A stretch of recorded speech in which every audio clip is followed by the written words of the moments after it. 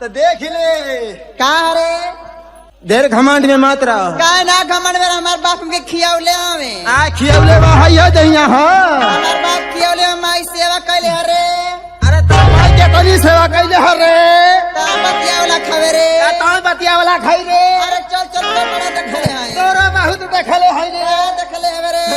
अब ना बोला दे उखी में काय बेरहरी में जे मोसे केतनी तोर माई सेवा कैले है।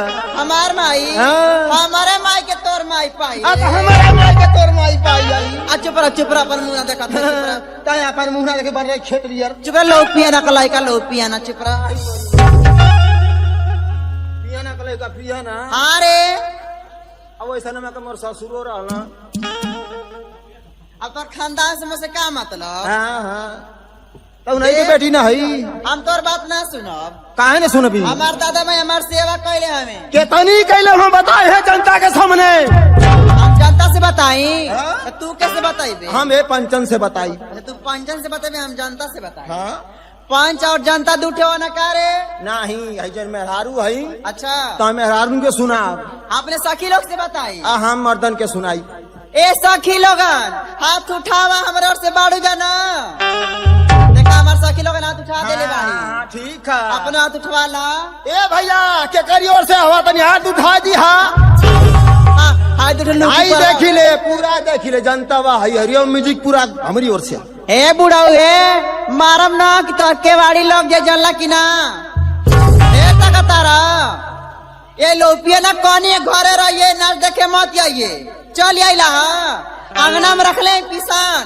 अगर कुकुर जुठार दी लोपिया नु ना करे जब मार खल। देख देख पहले हमसे फरिया हमार बापो के लेके आइले। अरे त भाई उनहु का मन हवा बुढ़पुरिया बने कर का मतलब है।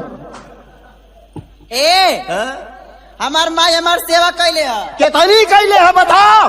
हमार भाई हाँ बता। तोरो माई तोर सेवा कैले का रे। अरे का बिना सेवा कैसन भइल हई। तो पहले तू बता।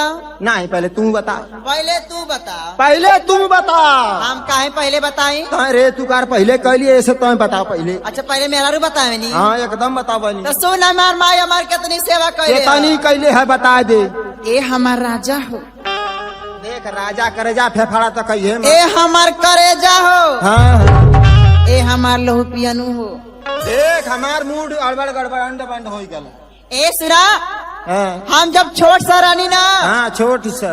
अरे इतना बड़ा इतना बढ़कर नहीं नहीं नहीं हाँ। तनी से औरी बड़कारा हेत बक हाँ तनी से औरी हेत बक हाँ तनी से छोट। अब जगह वाली बात भइल है। हाँ जब हम छोट सा रानी ना उतना बड़ा हेत तो रहली। अरे 2 महीना का हाँ हाँ 2 महीना का लड़की कितनी बड़ी रानी रे कत पियाना एकदम कुत्ता बड़ा का। अरे मुंह का लाली लड़की लेकर खेत रहल। 2 महीना का लड़का इतना बड़ा रहे ना। हाँ हेत तो रहली। जब हम 2 महीना के रहली हाँ तो हमार माई जानता रहा क्या करे। का करे सुना बताओ तानी का करे बता। हमार माई न 1 कटोरी सरसों मंगा के 1 कटोरी सरसों मंगाए के ओके सिली लोड़ा पिसवा के सिलड़ा में पिसवाए के ओके बुकवा बना के बुकवा बनाए के हमरे भर दिया लगा दिरी। ऐसे ऐसे डोंट टच माई देहिया। माई तो अंग्रेजियो बोलत हिया। ए सुना करे हम तो पढ़ा लिखल है ना तो कैसे बोला कि अंग्रेजी तो बोले लगली रे। जब अरे भर दिया लगा देना। हाँ